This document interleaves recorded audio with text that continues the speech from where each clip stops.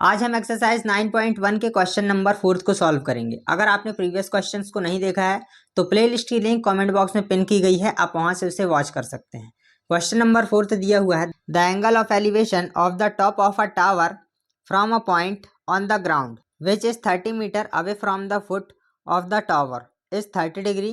Find the height of the tower. भूमि के एक बिंदु से जो मीनार के पाद बिंदु से 30 मीटर की दूरी पर है, मीनार के शिखर का उन्नयन कोण 30 डिग्री है, तो मीनार की ऊंचाई ज्ञात कीजिए। हमने माना कि यहाँ पर एक कोई बिंदु सी है और बिंदु सी से टावर के बीच की दूरी 30 मीटर है और हमें बोला गया है कि एंगल ऑफ एलिवेशन उन्नयन कोण 30 अंश का बनता है। तो हमें इस मीनार की ऊंचाई ज्ञात करना है, इस टावर की हाइट को फाइंड करना है, ए बी की वैल्यू हमें फाइंड करना है।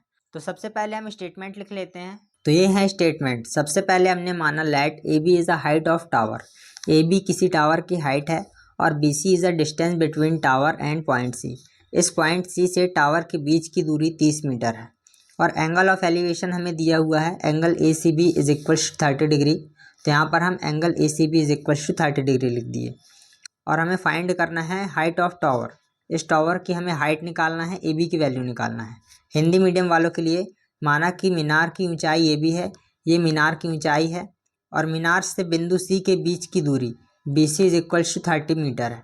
ये B C is equal to 30 metre है और उन्नयन कोण हमें बोला गया था 30 डिग्री का है। तो यहाँ पर एंगल ए सी बी उन्नयन कोण 30 डिग्री का बन रहा है और हमें ज्ञात करना है मीनार की ऊंचाई, मीनार की हाइट। तो यहाँ पर हमें बेस दिया हुआ है और परपेंडिकुलर निकालना है। तो हम जानते हैं कि पंडित बद्री प्रसाद बटे हर हर भोले होता है और यहाँ पर देखिए परपेंडिकुलर अपॉन बेस है, यहाँ पर हम परपेंडिकुलर अपॉन बेस का फॉर्मूला लगाएंगे, लंब बटे आधार का फॉर्मूला लगाएंगे। ये है लंब और ये है आधार और लंब बटे आधार परपेंडिकुलर अपॉन बेस होता है tan थीटा का फॉर्मूला। तो यहाँ पर हम tan थीटा का फॉर्मूला लगाएंगे। tan theta is equals to हो जाएगा A B by B C, A B upon B C. हमें थीटा की जगह पर 30 डिग्री दिया हुआ है तो यहाँ पर हम लिख लेंगे tan 30 degree is equals to A B की वैल्यू हमें निकालना है और बी सी हमें दिया हुआ है 30, ये हो गया 30 मीटर। हम जानते हैं कि tan 30 डिग्री की वैल्यू होती है 1/√3।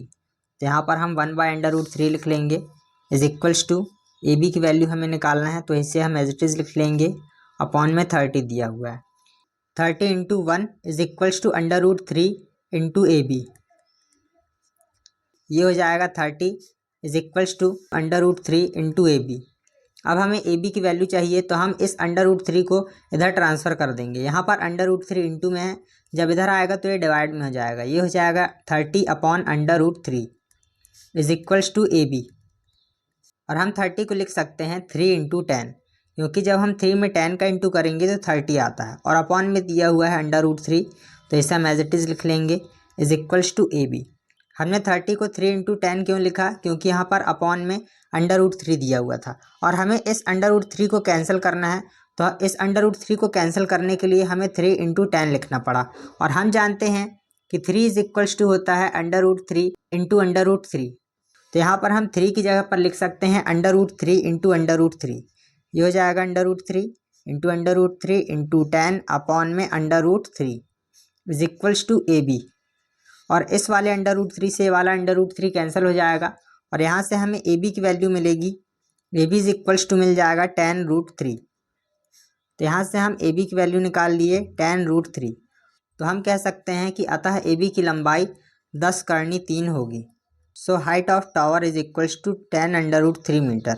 आई होप आपको ये क्वेश्चन समझ में आया होगा। अगर आपको ये क्वेश्चन समझ में आया है तो वीडियो को लाइक कर दीजिए और ऐसे ही इन्फॉर्मेशनल वीडियो को सबसे पहले देखने के लिए चैनल को सब्सक्राइब कर लीजिए। मिलेंगे अगली वीडियो में, तब तक के लिए बाय बाय, टेक केयर।